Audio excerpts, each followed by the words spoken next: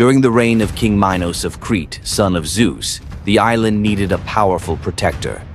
Minos sought a guardian who could defend Crete from enemies, pirates, and rebels. In response, Hephaestus, the god of blacksmithing, crafted a giant bronze being named Talos. Talos's entire body was made of metal, but it wasn't just any metal. It was a shining bronze, forged by the hands of the gods. He was nearly invincible, with only a single vein running through his body, filled with the divine liquid known as ichor. This vein was his only weak point, protected by a small cap on his ankle. When Talos was given to King Minos, he was tasked with guarding the island of Crete. He tirelessly patrolled the island's shores, walking around it 3 times a day. His enormous footsteps echoed along the coast, and those who saw him approaching would flee in terror. Talos wasn't just a guardian, he was a fearsome warrior. He hurled massive boulders at any ship that dared to approach Crete and crushed enemies who set foot on land with his fiery bronze embrace. One day, the Argonauts approached the island.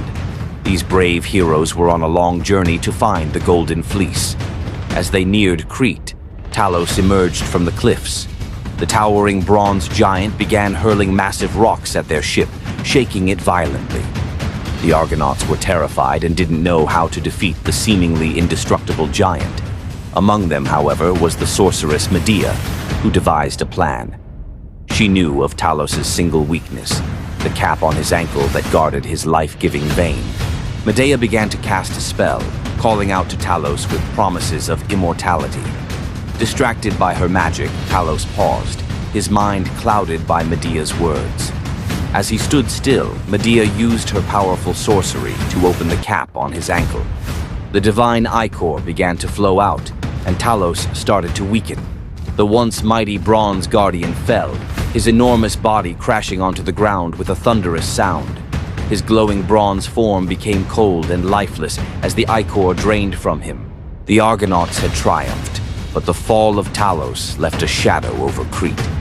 Though he had been a terrifying force, Talos was also the island's protector. With the bronze giant no longer standing guard, the people of Crete felt vulnerable.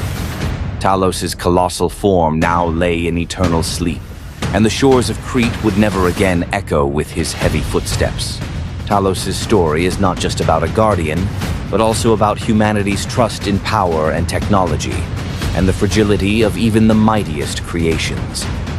No matter how invincible something seems, there is always a weakness that can bring even the greatest giants to their knees.